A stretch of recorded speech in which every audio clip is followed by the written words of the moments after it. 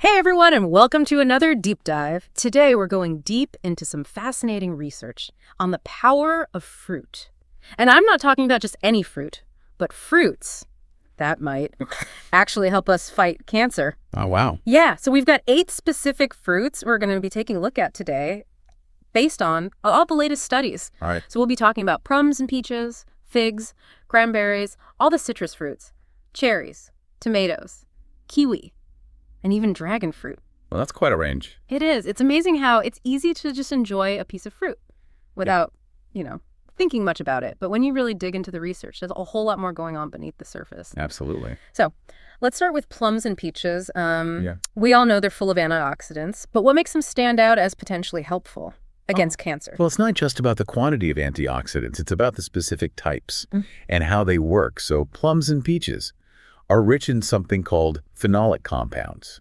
And these compounds have this really unique ability to selectively target cancer cells. Yep. Yeah. And in fact, some research indicates they might be especially effective against breast cancer cells. That is interesting. I've heard that plums and peaches are good for breast health, but I never really knew why.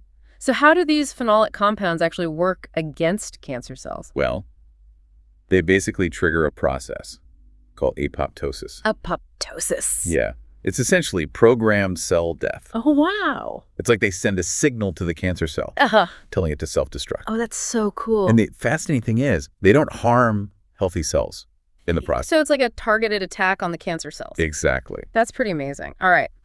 Let's move on to figs. I love figs, but I had no idea that they could be beneficial in fighting cancer. What makes them stand out? Well, figs have a high concentration of bioactive compounds, but one that's particularly interesting is benzaldehyde. Benzaldehyde. Yeah. And research shows that it has some pretty significant anti-cancer properties. But figs also have another trick up their sleeve, a compound called psoralen. Psoralen. I've never heard of that. What does it do? So psoralen, basically, makes cancer cells more sensitive to treatments, like chemo and radiation. Oh, wow. So you can think of it like weakening the cancer cell's defenses, so the treatments can be more effective. And what's even more impressive is that just a couple of figs a day could be enough to get these benefits. Oh, wow. That's incredible. Okay. Now, I'm curious about cranberries. You know they're known for helping with urinary tract health, but how do they stack up against cancer? Well, cranberries contain proanthocyanidin. It's a unique phytochemical that has shown to inhibit the growth and spread of cancer cells. Wow. So it's almost like cranberries can stop cancer cells from attaching to healthy cells. And this is actually similar to how cranberries help prevent bacteria from sticking to the urinary tract. So it's kind of a double duty effect. Exactly. What kind of cancers are cranberries thought to be most helpful for? Well, some promising research is focused on ovarian and liver cancers. And studies have shown that cranberries can actually trigger apoptosis in these types of cancer cells.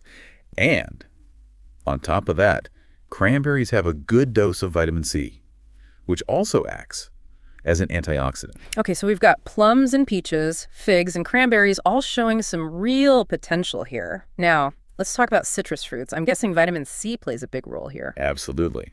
Citrus fruits are loaded with vitamin C, which is a powerful antioxidant that helps protect our cells from damage. But they also contain compounds like hesperidin and naringin. I have to admit, I've never heard of those. Yeah. What do they do? Well, they've been shown to slow down cancer cell growth and even trigger apoptosis. And one study even found that people who eat more citrus fruits have a lower risk of developing certain cancers. That's encouraging. So it sounds like citrus fruits are working on multiple levels to potentially help prevent cancer. Exactly. They're like multifaceted defenders working to protect our cells and keep them healthy. All right. I'm ready to move on to the next fruit on our list. Cherries. Are they really as powerful as some people say? Cherries are packed with anthocyanin and cyanidin, which are potent antioxidants, with some pretty impressive anti-cancer properties. Okay. In fact, cherries have such strong oxidation-reducing properties that they're thought to play a significant role in lowering the risk of developing certain cancers. That's impressive. But I'm curious, how do these antioxidants in cherries specifically target cancer cells? Well, one way is by combating oxidative stress. Right. Oxidative stress plays a major role in DNA damage, which can lead to cancer. But the bioactive compounds in cherries also contribute to apoptosis in cancer cells, effectively eliminating them. So they're working on multiple fronts, just like the other fruits we've discussed. Now let's move on to tomatoes. I know they're full of lycopene, but how does that actually work against cancer? So lycopene is a powerful antioxidant. That helps to neutralize harmful free radicals. But what's really interesting is that lycopene has been specifically linked to a reduced risk of prostate cancer. So men listening should definitely be stocking up on tomatoes. Well, it's not a guarantee, but studies have found a pretty strong correlation between higher lycopene intake and lower prostate cancer incidence. And some research suggests that lycopene might also be beneficial against breast and lung cancer as well. Wow. So tomatoes are a triple threat, and they're so versatile you can eat them in so many different ways. Exactly. And it's not just lycopene. Tomatoes also have other beneficial compounds like vitamin C, vitamin E, and flavonoids, including quercetin, all contributing to the fight against cancer. Okay. On to one of my personal favorites, kiwi. What makes this fuzzy little fruit a potential cancer fighter? So kiwi is an absolute powerhouse of vitamin C, which, as we've discussed, is a key antioxidant. But kiwi also contains other phytochemicals like flavonoids and carotenoids, which have been shown to inhibit cancer cell proliferation. So it's got a similar multi-pronged approach to the other fruits we've talked about. Exactly. Here's where kiwi gets really interesting. It contains a unique enzyme called actinidine. Actinidine? Yeah. And recent research suggests that actinidine might be able to target and kill cancer cells while leaving healthy cells unharmed. Wow, that's incredible. I'm starting to think we should all be eating a lot more kiwi. It's certainly a fruit with a lot of potential. And last but not least, we have dragon fruit. It's becoming more and more popular, but its cancer-fighting potential. I'm really curious about this one. It seems kind of exotic. Dragon fruit is a fascinating fruit. It contains betalain, a compound with potent antioxidant properties, but it also boasts a significant amount of lycopene, just like we talked about with tomatoes. So that vibrant color is a good sign. Precisely. And multiple studies have linked lycopene to a reduced risk of prostate cancer. And all the compounds in dragon fruit seem to work together to potentially hinder cancer cell growth and even destroy them. So dragon fruit is more than just a pretty face. It might actually pack a serious punch when it comes to health benefits. It's definitely a fruit worth adding to your diet. This has been an incredible journey through the world of cancer-fighting fruits. It's amazing to think that something as simple as enjoying a piece of fruit could potentially have such a profound impact on our health. I agree. And it's exciting to see how much research is being done in this area. We're just scratching the surface of understanding the true potential of these fruits. Absolutely. So what are some key takeaways from what we've learned so far? Well, first of all, it's clear that these fruits are packed with a variety of compounds that have shown real potential. In the fight against cancer, we've talked about antioxidants, phytochemicals, enzymes, and how they work together to protect our cells and potentially prevent cancer cell growth. Right. And it's not just about one specific compound. It's about the synergy of all these compounds working together. Exactly. And another important takeaway is that variety is key. Right. Each food has its own unique set of beneficial compounds. So eating a wide range of fruits is the best way to maximize your intake of these cancer-fighting agents. That makes sense. Yeah. So what's the next step? For someone who wants to incorporate these fruits into their diet to potentially reduce their cancer risk? That's a great question, and one we'll be exploring more depth in the next part of this deep dive. But for now, I'd encourage you to think about how you can add more of these fruits to your daily routine. Great idea. And for those of you listening, we'll be right back after a short break to delve deeper into the practical aspects of incorporating these fruits into your diet and answer some of your burning questions. Welcome back to our deep dive into cancer-fighting fruits. It feels like we've already learned so much, but I'm really eager to hear more about how we can actually put this knowledge into practice. Right. Yeah. It's one thing to understand the science, but it's another to make informed choices about our diet. Exactly. So let's talk about how to incorporate these fruits into our lives in a way that's enjoyable and sustainable. Well, I think one of the biggest takeaways so far is the importance of variety. You know, each fruit we've discussed brings its own unique set of beneficial compounds to the table. So it's not about picking just one superfruit, but rather creating a diverse and colorful diet. That's exactly right. Think of it like building a strong immune system army. You want a diverse group of soldiers with different skills and strengths to fight off any potential invaders. I like that analogy. It makes it much easier to visualize. So are there any specific recommendations for how much of these fruits we should be eating? Well, it's always best to consult with a healthcare professional or a registered dietitian for personalized advice. Sure. But in general, aiming for at least 2 servings of fruit per day is a good starting point. Okay, that seems doable. And are there any creative ways to incorporate these fruits into our meals? Absolutely. Beyond just eating them fresh, you can think about adding them to smoothies, yogurt parfaits, oatmeal, or even salads. Okay, so let's get a little more specific. We talked about tomatoes earlier.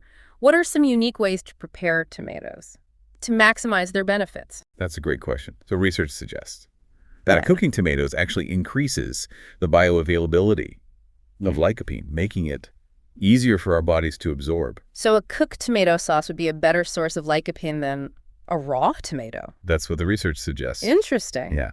And think about adding things like olive oil to your tomato dishes, because lycopene is fat soluble, meaning it's absorbed better when consumed with a healthy fat. That's a great tip. It shows how even small changes in the way we prepare food can make a big difference. It really can. And speaking of preparation, let's talk about citrus fruits. We mentioned their high vitamin C content. But is there a way to consume them that maximizes those benefits? I'm all ears. I love citrus fruits. But I usually just eat the fruit or juice it. Well, while the juice is a good source of vitamin C, consuming the whole fruit, including the pulp and peel, actually gives you additional beneficial compounds like fiber and flavonoids. So you're saying there's more to citrus fruits than just the juice? Absolutely. Grating a little bit of lemon or orange zest into your dishes can add a burst of flavor and a boost of nutrients. You can even try candying citrus peels for a tasty treat. Oh, I love those candied orange peels around the holidays. Never thought of them as being healthy, though. Right. It's about finding ways to make healthy eating enjoyable and sustainable. Speaking of enjoyable, we talked about how delicious cherries are, but are there any special tips for consuming them to maximize their benefit?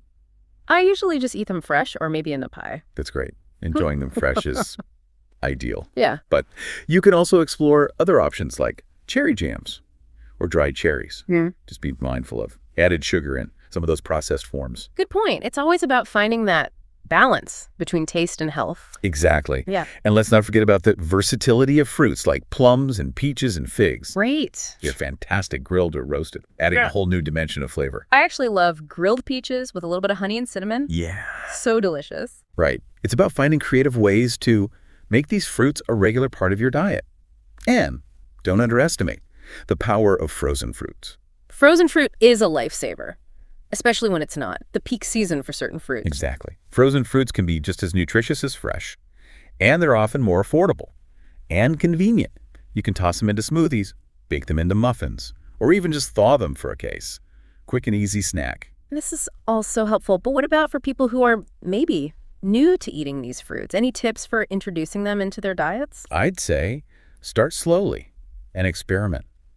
Find ways to incorporate them gradually, maybe one new fruit a week. And remember, there's no one-size-fits-all approach. What works for one person might not work for another. It's all about listening to your body and finding what you enjoy. That's such great advice. And are there any potential downsides to eating a lot of fruit? Should people be concerned about things like sugar content? That's a valid concern. While fruits are naturally sweet and a great source of nutrients, they do contain sugar. But it's important to remember that the sugar in fruit is natural sugar, which is packaged with fiber, vitamins, minerals, and antioxidants. Right. This makes it much different from the added sugars found in processed foods and drinks. So it's about choosing whole fruits over processed fruit products. Exactly. And as with anything, moderation is key. It's not about replacing entire meals with fruit, but rather incorporating them as part of a balanced diet. That makes sense. Now, we've been talking a lot about the potential benefits of these fruits, but is there anything else we should be considering when it comes to cancer prevention? Absolutely. Well, these fruit can offer powerful support. It's important to remember that. Cancer prevention is a multifaceted approach. Right. It's not just about diet. Exactly. Regular exercise, maintaining a healthy weight, not smoking, limiting alcohol intake, Yeah. and getting enough sleep are all crucial factors. And of course, regular checkups and screenings are essential for early detection. So it's about creating a healthy lifestyle overall, not just focusing on one specific element. Precisely. It's about looking at the big picture and making choices that support our overall well-being. That's a great reminder. And I think it's important to acknowledge that cancer is a complex disease. You're right. There's no one-size-fits-all solution. And it's not as simple as just eating certain foods. But these foods can be valuable tools in our arsenal for promoting health and potentially reducing our risk. And then it's exciting to see how much research is being done in this area. It really is. We're learning more and more about the power of nature to support our health. And that brings me to a fascinating aspect we haven't touched upon yet, the role of traditional knowledge, understanding the benefits of these fruits. That's a great point. For centuries, many cultures have used these fruits as part of their traditional medicine. Before modern science could explain the mechanism, people around the world recognize the healing power of these fruits.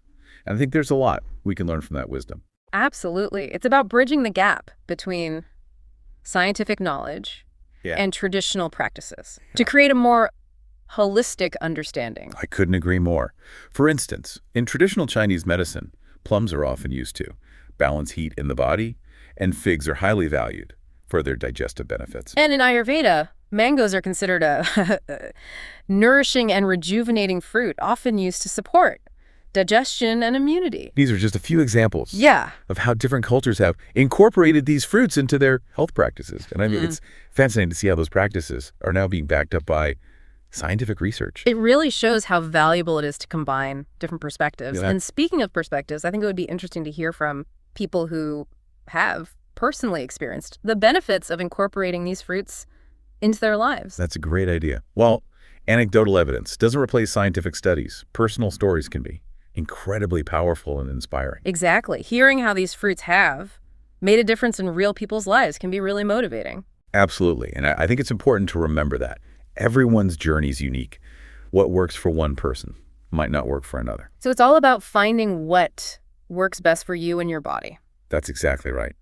And speaking of individual journeys, I think it's important to acknowledge that we're all at different stages in our understanding of health and nutrition. That's a good point. Some people might be just starting to explore the benefits of these fruits, while others might already be well-versed in this topic. Exactly. And I think it's important to create a space where everyone feels comfortable to ask questions and share their experiences. That's what we're trying to do here. Create a safe and informative environment for learning and discussion. I completely agree.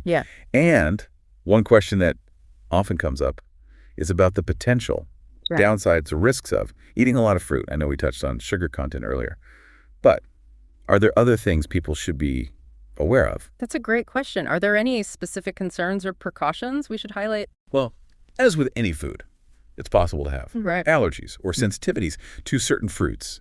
So it's always a good idea to listen to your body and pay attention to how you feel after eating certain fruits. That makes sense. Are there any interactions between these fruits and certain medications? Yes, that's an important consideration. Some fruits, especially citrus fruits, can interact with certain medications. For example, grapefruit can interfere with the way some medications are metabolized in the body. So it's always a good idea to talk to your doctor or pharmacist about your diet, especially if you're taking any medications. Absolutely. And it's important to remember that while these fruits offer potential benefits, they're not a magic bullet. Right. They can be a valuable part of healthy lifestyle, but they can't replace other important factors like regular medical care. Exactly. It's about taking a holistic approach to health and incorporating these fruits as part of a balanced and informed lifestyle. I love that. And speaking of a holistic approach, I think it's important to address the emotional and mental aspects of health as well. You're absolutely right. Stress management, positive social connections, and sense of purpose all play a significant role in our overall well-being. And I think it's important to acknowledge that dealing with a serious illness like cancer can be incredibly challenging, both physically and emotionally. You're so right. It's important to seek support from loved ones, healthcare professionals, and support groups. And it's important to remember that you're not alone. There are resources and communities available to help you navigate this journey. Absolutely. And while we focused on the potential of these fruits for prevention, there's also growing research on their role in supporting cancer treatment. That's something we'll delve into more in the next part of our deep dive. That's fascinating. I'm definitely eager to hear more about that. Welcome back to our deep dive into cancer-fighting fruits. We left off talking about how these fruits might actually help support cancer treatment, which I find really fascinating. Yeah, it's an exciting area of research. I know we've touched upon antioxidants and phytochemicals throughout our conversation, but can you elaborate on how they might actually work in conjunction with conventional cancer treatments like chemo and radiation? Well, some studies suggest that certain antioxidants and phytochemicals found in these fruits could potentially enhance the effectiveness of treatments like chemo and radiation. So they might work alongside these treatments to improve outcomes. That's what some researchers believe. Yeah. And there's also the possibility that they might help to mitigate some of the side effects often associated with these treatments, like fatigue, nausea. That would be incredible, especially for people who are going through such a difficult experience. Yeah, it's definitely an area where further research is needed, but the initial findings are promising. And I think it really speaks to the power of integrating natural approaches with conventional medicine. It's like these fruits are offering a layer of support on multiple fronts, not just in prevention, but potentially during treatment as well. Exactly. Yeah. And really underscores the importance of taking a holistic approach to health, you know, looking at the whole picture and how different elements can work together for the best possible outcome. I think that's a powerful message. It's not about relying on a single solution, but rather embracing a multifaceted approach. I couldn't agree more. And when we talk about taking a holistic view, it's also important to acknowledge the power of individual experiences and anecdotal evidence. That's a great point. While scientific studies are crucial, hearing personal stories from people who have benefited from these fruits can be incredibly inspiring. Absolutely. There are countless accounts of individuals who have incorporated these fruits into their lives, experienced positive changes in their health and well-being. Yeah, those stories can really resonate with people and encourage them to explore the potential of these fruits for themselves. Yeah, they can definitely spark a sense of hope and possibility. And I think that's a crucial element when it comes to health and healing, having a sense of empowerment and agency. That's so true. It's not just about passively accepting a diagnosis or a treatment plan, but actively seeking ways to support the body's natural healing abilities. Exactly. And I think that's where these fruits can play a really valuable role. You know, they're not a magic cure, but they offer a powerful way to nourish and support the body from within. I love how throughout this deep dive we've explored both the scientific research and the traditional wisdom surrounding these fruits. It really speaks to the interconnectedness of knowledge. I agree. It's about bridging the gap between ancient wisdom and modern science to create a deeper understanding of how these fruits can benefit us. And I think it's inspiring to see how much research is being done to validate the traditional uses of these fruits. It is fascinating to see how science is catching up with what cultures around the world have known for centuries. And I think that speaks to the importance of respecting and valuing traditional knowledge. Absolutely. It's not about one approach being superior to another, but rather about recognizing the value of different perspectives. I think that's a beautiful way to put it. It's about embracing the diversity of knowledge and understanding that we can learn from each other. As we learn. Wrap up this deep dive. I'm curious to hear your thoughts on what listeners can take away from this conversation, how they can apply this knowledge in their own lives. Well, first and foremost, I think it's about recognizing the incredible potential of these fruits. They're not just delicious and nutritious, but they might hold powerful keys to preventing and even supporting the treatment. Hazard. That's a powerful message. And I think it's important to emphasize that even small changes can make a difference. You're absolutely right. It doesn't have to be an all or nothing approach. Simply adding a serving or two of these fruits to your diet each day can have a positive impact. So it's about making gradual, sustainable changes that feel good and fit into your lifestyle. Exactly. And I would encourage listeners to be curious and to explore, try different fruits, different recipes, and discover what works best for you. It's about making this journey enjoyable Oh, no. and empowering. And I think it's also important to remember that knowledge is power. The more we understand about how our bodies work and the foods that support our health, the more empowered we become to make informed choices. I couldn't agree more. And I hope this deep dive has inspired listeners to take an active role in their health and well-being. It's been an incredible journey, and I'm so grateful for your insights and expertise. It's been a pleasure to share this information with you and our listeners. And to everyone listening, thank you for joining us. On this deep dive, we hope you've learned something new and feel inspired to incorporate these amazing fruits into your life. Until next time, stay curious, stay informed, and stay well.